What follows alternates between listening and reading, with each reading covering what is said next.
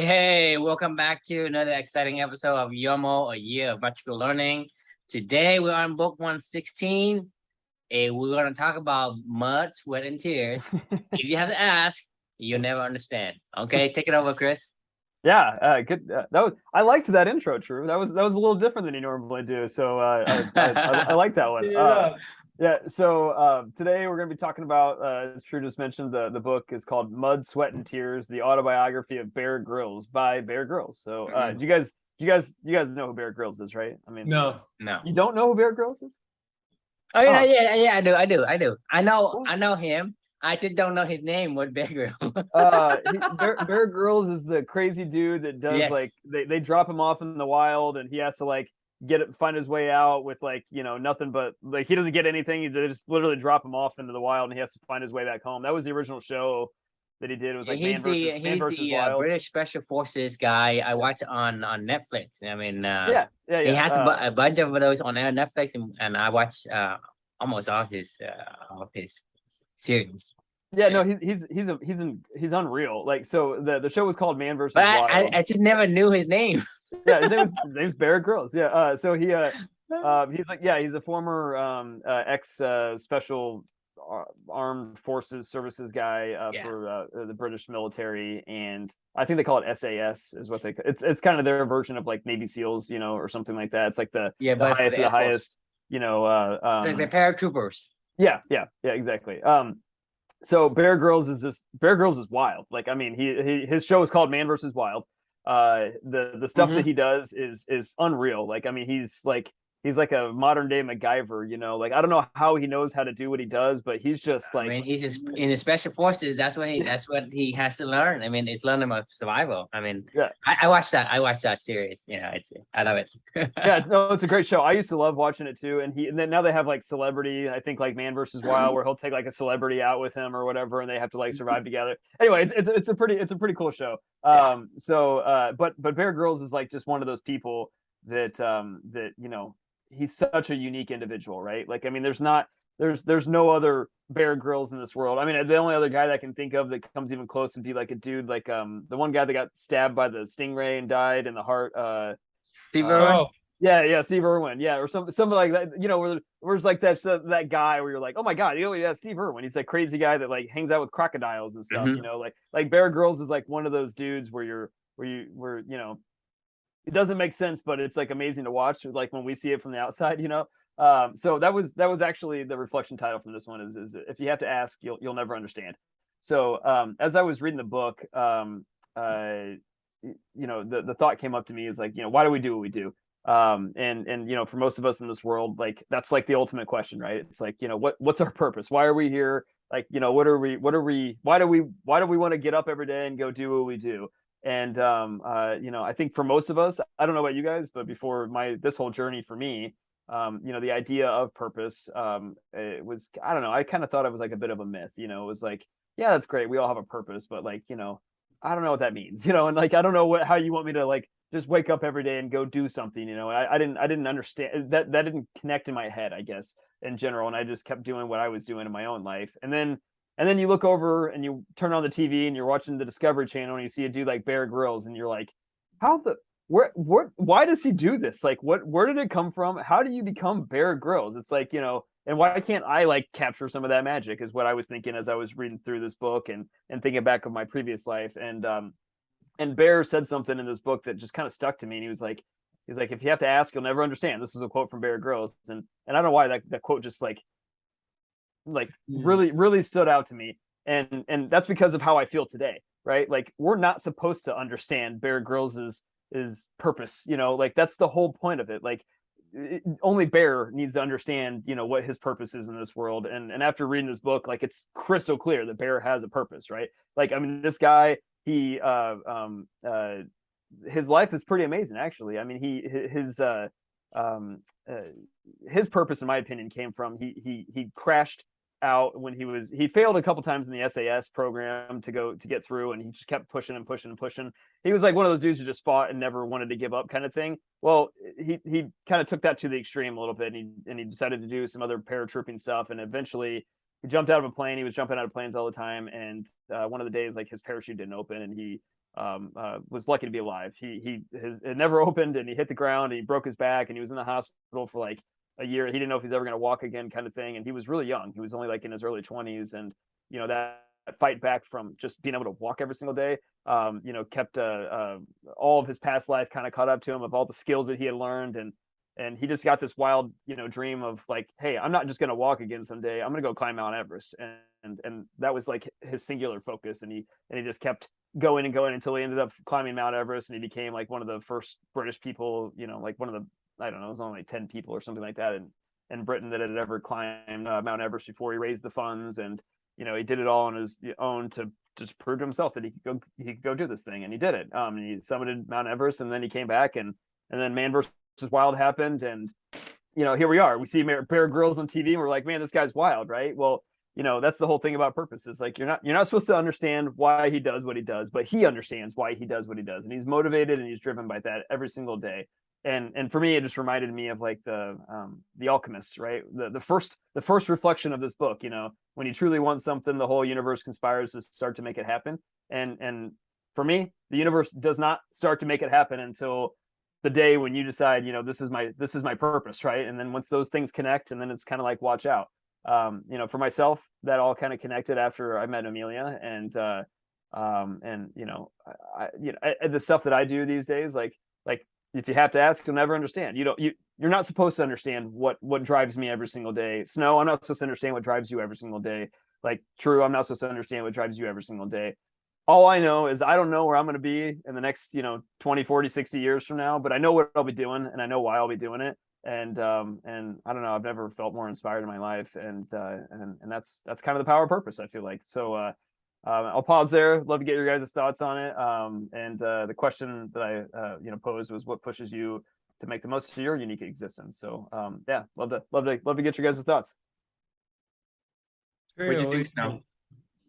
I'm pushing to you. I don't know. Okay. I can go. So I mean, I really love the reflection of yours. If you have to ask, you never understand.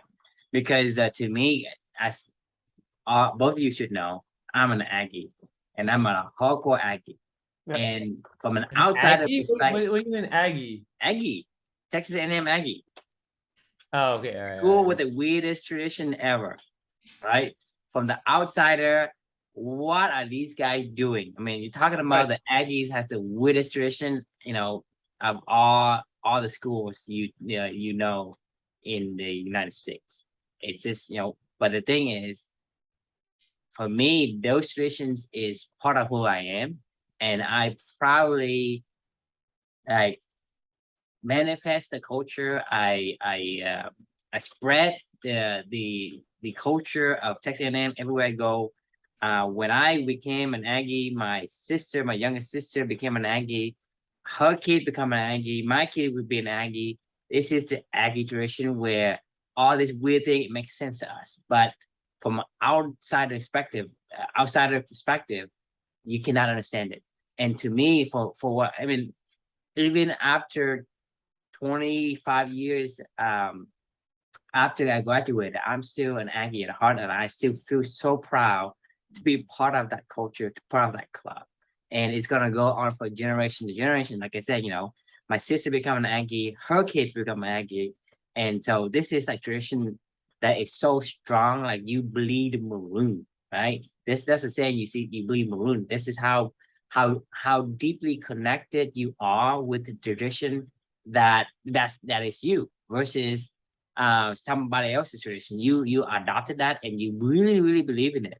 And if you look from an outsider perspective, whoever never went to Texas A&M, they don't understand why we do many of these weird things that no one would even fathom to even have a thought of saying, hey, maybe we should do something like this. And to me, this is exactly kind of fitting to what I experienced with my university time at Texas A&M, because I understand it, and it brings so much powerful emotions and memory just from the fact that I'm part of something that only I can understand it. From the outsider perspective, it's like it's an oddball left field somewhere. And I think, this is where, regardless of what people say, people can say many jokes about Aggie. I have no shame of being an Aggie. And I will tell everybody that I'm an Aggie. And I will spread the word to the generations that as long as I live, and as long as I can, come across somebody, I would profess that I'm an Aggie, and I will influence you in terms of how much I love being an Aggie, because this is what I'm doing now. Like I say, I'm not being paid to advertise for Texas A&M, but this is what I do, because it's aligned with the values that I hold, right? And to me, I really like the reflection title, and I think it resonates well with what you say in terms of your core values and what you do that is your own calling. It's going to be completely unique, and it's going to be things that people don't understand. And if you have to ask, you will never understand it. I think not only that, I just think the idea of purpose in general, for me, is like that idea. Like, I don't need to understand your purpose, but I understand why you do what you, I understand how that purpose is driving you. You know what I mean? Like, Exactly. and that's kind of what I You was can meaning with, you can see the passion in terms of what people. I mean, you take a look at me, for example, right? Like I say, I'm 25 years out of school, and I speak to it. I see if I'm still in that, I still belong to that group, and I still do, right? Because right now I can go to any Aggie, say, hey, I'm a class of 2000, right? And I say, wow, oh, really? I'm a class of 2022 or whatever. The tradition carries on, right? And I feel so connected. And the purpose is so motivating from within, that you actually drive it yourself. And so there is this traditions that once you kind of like delve into it, it becomes part of you. And it never ends, right? Because even if I pass on, right, my kid's gonna have it, and my grandkids gonna have it, right? And if you look at a lot of these call like Aggies graduates, most of the family, the majority of family will be an Aggies. There's gonna be some black sheep in the family that goes to the Texas University, right? But there's very, very, like, you're talking about the numbers of Aggies versus the Longhorns in the family, and that it's going to be a pretty outnumber in terms of it's just one of those things that it's harder to get out of it. Once you're in it, it's hard to get out. It's just one of those things where you just don't. And like I said, you would not understand it if you're not an Aggie, but you understand why I'm so motivated, because that I have a purpose, and that whatever that weird tradition that 6.5, it is actually resonating with me. That's the only thing you know. You don't know why, but you just do know there's a purpose, that and there's a reason why I'm so passionate, and I talk so much I guess enthusiasm about the culture that I experience, Yeah, and I think the fun thing for people that don't understand it is to watch the fruits of the product that generates out of it, where you're like, I don't get it, but it's kind of cool to watch. It's like watching like Tupac and Biggie and whatever. Like, I didn't get their life. I don't know what was driving them, but like I for damn sure enjoyed the output of it. And like, that's all that I need to know from the outside perspective, right? Is I will never understand what drove Tupac to want to, write about the stuff that he wrote about and perform the way that he wanted to perform. I would, but that's the point. It's like, if I have to ask, I'll never understand. Like, if I went up to him, I was like, yo, hey, Tupac, where does this like come from? And he'll be like, man, I can't tell you this. This is my entire life wrapped up into this one song that I made, or this one output that I do every single day. I can't tell you what I get up, or I can, but you won't get it, and that's the point. Like, I mean, I can tell you guys all day long about living for two for Amelia, but you guys won't understand it. Like, I won't understand it. I just know that you have a purpose. That's the only thing I understand. Like, you have a purpose, and you are serious about what you do, right? But I would never understand, because I cannot experience that. It's just not possible, because everyone has their unique calling that they have Right. to follow, and the more exactly the path you follow, that uniqueness, you will have something that no one can relate to, Right. and But that's the what we point. can Is do, the, right. But what we can do is we can all get together and we can have this conversation and we can talk yes, about it. I And mean, and we that's the only fun part know of that, it. hey, that guy is passionate about texting, and that guy is passionate about listening for two, that guy is passionate about health, guy is passionate about learning, whatever. You know, he Right. has a passion, and you know that what the passion is. You just don't understand the way that he or she understands it. Exactly. So now get Because into I this. can Yeah. describe to you all day long about, what does it mean to be an Aggie and to be part of that culture, but you would not understand the depth of what I feel. It's not possible. I cannot explain it, right? It's something where that I can explain to you, and from an outsider perspective, you will never understand. I mean, so I'd love to get your thoughts, but yeah, I mean, Yeah, no, yeah, thank you. No, you guys are, I like what you guys are saying. I mean, just kind of resonate and just kind of like talk about like second that, but I think it's we're always a curious species, I guess. And sometimes I think that inquiry into like why do you do what you do is I think it can come from many things, I think, but maybe sometimes it could come from one person's own lostness almost, or one person like wanting to maybe find their own calling, like, oh boy, it seems like they're onto something. They're like really energetic, or there's something, like why do what is this about? So I think sometimes that kind of that inquiry about trying to find out what someone's purpose is can come from some person's own internal struggle to find their own purpose. But I think that you're right that you can't really explain it sometimes. And yeah, like that, whatever that line was, if you have to ask, you'll never understand. And it makes me think about when you guys were talking about actually how kind of the education circles about being woke or Black Lives Matter.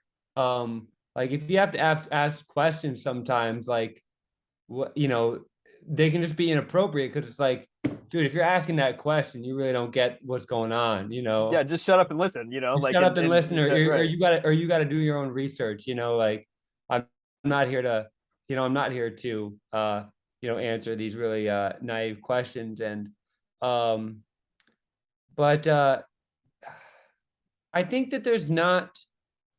I mean, even like me personally, sometimes I kind of ebb and flow in my own purpose, and um, it can be really awesome when we see somebody who's just dedicated to their purpose, and they do.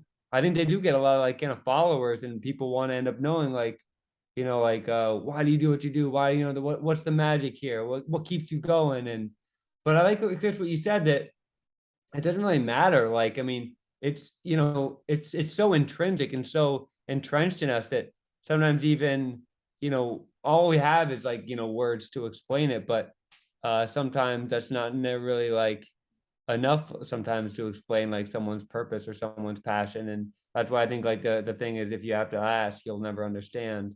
um and it's really interesting what like this guy, beer Bear. Bear Grylls, what a weird name. um what someone can do when they really have that purpose, and I think that's one thing incredible, even just the way that we, you can be completely devoted to something and amass followers, and can be, I don't want to say idols, but inspirations, maybe inspirations for others, to really tap into their own, not to tap into someone else's person, but sometimes to tap into your own passion and purpose. Yeah. No, dude, you just said something that I absolutely loved, and something I've been thinking about a lot lately. As the time goes on further and further from when this journey first started with me and Amelia, probably let's just say it took me 4 to 5 months just to even find the trail, right? You know what I mean? To even start this journey. Then maybe the next 6 months or so after that journey, I wanted to tell people. True was there for all of this, right? I wanted to tell people and share it with people what I was experiencing, and what I was feeling, and how I wanted to honor my daughter. And I tried to articulate it, but I couldn't get the words all the time to make sense. I knew what I was trying to do, and I knew what was motivating me every single day, but I couldn't necessarily refine it enough to be able to describe it to somebody. Somewhere in between that, about a year to where we are now, I started to be able to find the words to describe it. And then not the worst part, then what the weird thing that started to happen is I didn't want to describe it anymore to anybody. I don't care.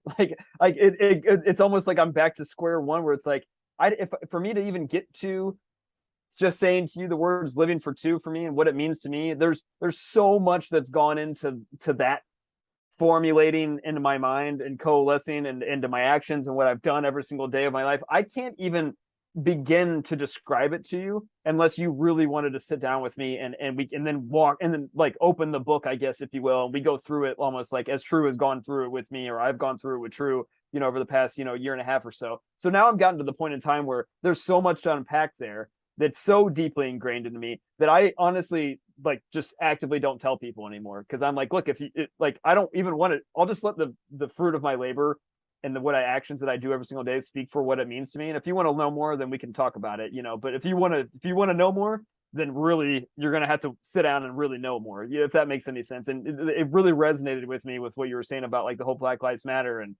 things like that. Like I don't have time to explain this to other people, and I don't want to. Like, I mean, I have things to do, and this isn't for anybody else but myself at this point in time and my daughter. So it goes. It's like, I know if this is how I'm feeling now, and 20 years from now, like I'll probably be quieter. Like, I mean, I'd probably never talk to anybody about this stuff, because it'll be like, oh man, you want to unpack 32 years of this, what's been going on? Like, watch out. Like, you better grab a recorder and sit down with me for like 3 weeks, because otherwise I don't want to invest my time into the conversation unless that's what you really want out of this, you know what I mean? Mm-hmm. And if they do want to do that, then I'm happy to do that with them. But that's why these projects for me are so meaningful, is I don't have to explain to somebody, I don't have to unpack it all for them. I'm leaving that trail for others to follow if they want to. And if they don't, I don't care. But like, I'm leaving this trail for myself to go remind myself if I ever get lost. But at the same time, like, if you want to go follow what's been going on in my own mind, there's 2 books that I've written at this point in time where you can go follow along, and like, but you got to be willing to spend that time. Otherwise, I'm not going to give you anymore. You know what I mean? I don't. That really resonated with me, what you were saying, because I agree. Like, I mean, it's hard. Like, I mean, to describe this. And there's like, such a backstory to tell. Yeah. Right.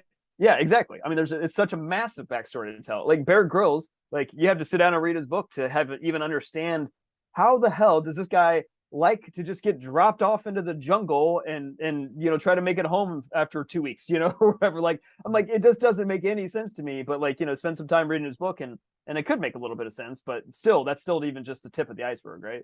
Yeah. Well, it's like we always kind of want this shortcut almost, like. Right.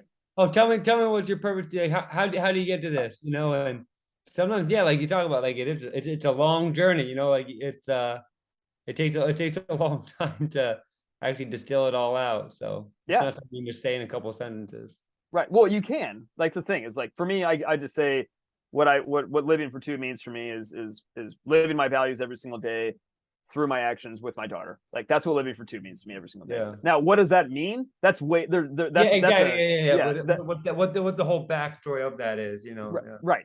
Like how the amalgamation, how kind of the alchemy of those words came together in that moment has 30, however many years of backstory, and that's kind of what the interesting part is, and that's kind of what really people are asking, or what really inquisitive people are asking, right. Who really want to understand. They want to understand, like, I mean, you talk about, like, that you might they see the tip of the iceberg, but there's a lot underneath there. For sure. And true for you, talking about your Texas A&M example. I mean, there's hundreds of years of that tradition that's gone into why they do what they do, and it just makes sense for you. And I don't understand that. I'm not gonna understand. Yeah, because even if I tell you about it, you will never understand it. That's the point. Is even if you sit down with me and explain every backstory there is, you may get the concept, but you don't truly understand. Right. And that's the same thing from me. Telling people about the Aggie tradition, and for me to understand your purpose of living for two. I get some part of it, but I don't truly understand. And that's the thing, is I can't explain it to you, right? You have to be there, right? You have to be there at Texas A&M to experience it. You have to be there at whatever events to experience it. I can't just we count the events and tell you a story about it. I don't think the word can accurately express the emotions and the experience that you feel. It's just not possible. And so for me is when a person does things that other people don't understand, it means to me that a person don't give a shit about anyone else. He only focuses on what he values most. And I think that person has a strong calling, has a true purpose that he found. And a lot of people, when I do certain things, like I can recall back in my youth day, right? I do a lot of things not because I want it. It's because I thought that people want that. So I want what people want. Right. Right. People Right. tell me you should be this, you should learn that because of this and that. It's what they want that I think I want. I don't really know. And so I don't really understand it. But a person who does something that they truly understands, it's gonna be strange from an outsider looking in. And to 100%. me, when you have something that you do that's so unique and you are so into it that you are distracted from the noises around you, then you actually have found your purpose and your calling that you're supposed to do. Because imagine like everybody telling me, hey, Aggie is stupid, takes 4 person to screw a light bulb and all that, right? It doesn't phase me a bit, right? That's the thing. Is I don't care if you're, hey, Chris, you kind of naive living for 2. What the hell is living for 2 means, right? It should not phase you, because if it does, you are taking my opinion of some value against your core value. That means that core value isn't the core value you want. But if you tell me, hey, whatever you say, it's not going to change a slight bit, because I know what my callings are and I know what I have to do. And it doesn't matter what you call me, or it doesn't matter if you tell me I'm not, mature or whatnot. I don't care, right? That's to me, it's a celebration to have found the path that you're supposed to be on. And to me, in my opinion, is the core of what we want to do as company, is help that person find the path they're supposed to be on. Because like I said, you can go fast, but it's going to be worse when you're on the wrong bus. So you don't want, you have to find the right bus before you press on the gas pedal. And so finding the right path is a cause to celebrate. And I think having somebody with that kind of an attribute in terms of how they behave, that means that person truly found something worthwhile for themselves. Yeah, and then they're gonna produce some amazing, great shit. That book I was telling you guys about, Think Like a Monk, like this quote, it just keeps resonating in my head all day long. I've been thinking about it. It was by Saint Francis of Assisi. He mentioned in this book, and he said, preach the gospel at all times, and when necessary, use words. Right? Like it's Bear Grylls is preaching the gospel of Bear Grylls, every single day through his actions of what he does, right? Like, and if somebody were ever to, ask him, what the hell do you do what you do? Then maybe, use some words, I guess, to describe it, right? Like, but really it's our actions that should guide, people should see your purpose in action every single day and go, I may not understand it, but I at least see. It's like game recognizes game, kind of thing. It's like, purpose recognizes purpose when it's going on, because you're like, oh, I don't get it, but like I get it. You know what I mean? And you don't need to tell me. I like that quote. Like, preach the Bible, preach the gospel, and speak when you have to. Yeah, that's what. I remember there's another quote that I heard. It's like, what you do speaks so loudly I can't hear you. Yeah, that's great. That's great. I mean, yeah, that's exactly what it is, right? Like it's your actions should always be like 99% of your purpose out there being, presented to the world, right? Because then they see it, and like, you can't, like I said, like if somebody wanted to sit down and understand in words what living for 2 meant for me, like it would be a long conversation, and like I just don't like think that people want to sit there and care. Yeah. I mean, there's people that I've literally given a book to that I'm like, hey, you want to understand what this means? Like, here you go, here, read the book, you know. And do they do it? No, you know. I mean, oh, some people do, and I appreciate that, and we have a great conversation afterwards, you know. But some people say they want to, and then you give them a book. You're like, hey, I don't need to sit down and talk to you about it. Here you go. Here's a They book. want that Like, shortcut. Yeah. right.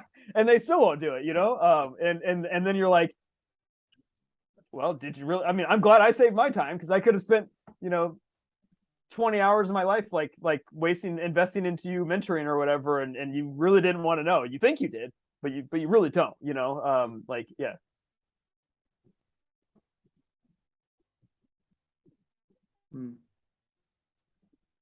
Interesting. Okay. All right. Well, it looks like we're you guys have any final thoughts, anything, or I feel like we're think we Well, we've I mean, like, I wonder. I don't think anyone would understand, but the point is you have to understand that everybody has a unique experience, and if you can find yours, it's gonna look weird from the outside, and that means that you're on the right path. That's my kind, like, you know, kind of summary of this thing. It's like when people think what you're doing is weird, and you really like it, right. you are on the right path. I guess If everybody agrees with you, that means you're on the same path as them. And so that means that for whatever, it's close to your path, but not really your path. Because you're just doing what other people want, not what you want. Yeah, I like it. So, what do you got? I guess I was just gonna answer the question at the end. What pushes you to make the most of your unique existence? I guess my answer right now is just my own mortality. You mean like you're afraid of dying? Is that what you mean? No, not afraid of dying, but the fact that death is gonna come. You know, yeah. They only live once, and so I think that's what pushes me to better myself, or to try to continually like adjust myself to, you know, live my unique experience, and not fall into the traps of or just, you know, keep traction on you know what I'm trying to become. So I think, yeah, it's like, and not necessarily the fear of mortality, but just the realistics of limited time here on Earth, you know. Yeah, I mean that's real for sure. I mean, like, it's like, why waste your time with somebody else's, you know, value? I mean, really, if you're not living your own values, you're living somebody else's values. I mean, there's no other way around it, right? Like, I mean, you're doing something for somebody every single day. So whether those actions you're performing are for yourself or for somebody else, but we didn't create values. I mean, the values of individualism, preparation, generosity. I mean, we didn't create those. I mean, those. I haven't heard us say a new word yet, you know, in terms of value. So I don't think we necessarily are creating values. No, I agree. I mean, I don't disagree with that at all. I think we can create a unique mixture of it, though. I mean, we don't create these values. These values are what we observe and what we label them. I mean, generosity is something we label. It's somebody, you know, they exude or manifest a generosity nature. Then we say, hey, he's generous, right? And you can have a combination of these things. We haven't created any value. We just say either you exude that, and we observe it, and then we report it, and we put a label on it. Yep. All it is just a way of being, in a way, you know. Yeah, absolutely. It's your action. It's like making a cherry pie versus a pecan pie or whatever, right? Like, I mean, the ingredient. We all have access to the same ingredients in life, you know. Like, it just is whether or not you choose to make your own pie, or you're going to eat somebody else's pie, like, you know, and you're going to go, man, how'd you make that blueberry pie? It's delicious. And you're like, well, it's easy. Like, I mean, this is my unique, recipe. You do a little bit of courage. You do a little bit. Yeah, exactly. Yeah, I mean, yeah. So that, you know, it's either you're either asking me how I made this amazing dessert, you know, which could have come from 50 years of tinkering, or you know, and you're just eating this beautiful pie at the end of it, or you either understand, you're like, man, I don't know where that pie came from, but I know that you're, you know, but you know, I know I can make a damn good pie on my own, you know, but you know, like, and I don't know. I mean, I think maybe when they educate younger people, they do talk about values more, but I feel like, you know, kind of in this, you know, is it non-secular means non-religious? I always get confused with that word. yeah. No, secular means non-religious, right? No, I think secular means religious. So that's okay. So like I feel like high school is really like non-secular, and like we don't really talk about a lot about secular is not subject Not or church. bound by religious rules. Yeah. So Yeah. secular would mean like absent from the church. So like in high school, I don't think, at least like it like you aren't, I feel like you really don't talk about like values as much, and yet, which I think is unfortunate, because I think those are actually, like they talk about making pies, those are actually the ingredients that Right. actually make someone successful and happy. And I think it's, we are disempowering kids sometimes by just trying to teach them like, meticulous ways of solving the algebraic equation or writing an essay, and not talking about values more. 100%. They that Think Like a Monk book. He was talking about the kids that come to the ashrams or whatever when they're learning these things, and they're like 5 years old in India and stuff like that. And the first thing that they teach them is breathing. And they're like, why is that the first thing you teach kids? And they're like, that's the only thing that you can have control over for your entire life, in terms of what you do and what you don't, like talk about like the basics and fundamentals, right? I mean, I agree with you. We don't really teach the tools of how we teach the outcomes, like we teach, hey, this is a blueberry pie, right? Like, Yep. but you don't get taught how a blueberry pie is made often, you know what I mean? Or like just how to be a human. They should have a how to be a human class in school, Mhm. I think that would go a long way. I agree with you. I mean, and you're an educator, right? So like you see this stuff every single day. I mean, how many of your kids, if you ask like, what do you like to do and why do you like to do it? I mean, what do you think they would say? They would look at you really weirdly. Like, what do you mean? I don't know. Play Play baseball. Fortnite. Yeah, I play Fortnite. What do you mean? Like, that's what I do. Like, Yeah. I look at my phone. Like, that's it. Yeah, no, it is a skill that is lacking, for sure. But awesome, fellas. All right. Well, any final thoughts, or you guys ready to wrap for the night? Yeah, let's Wrap it up like a good old taco. All right, good deal.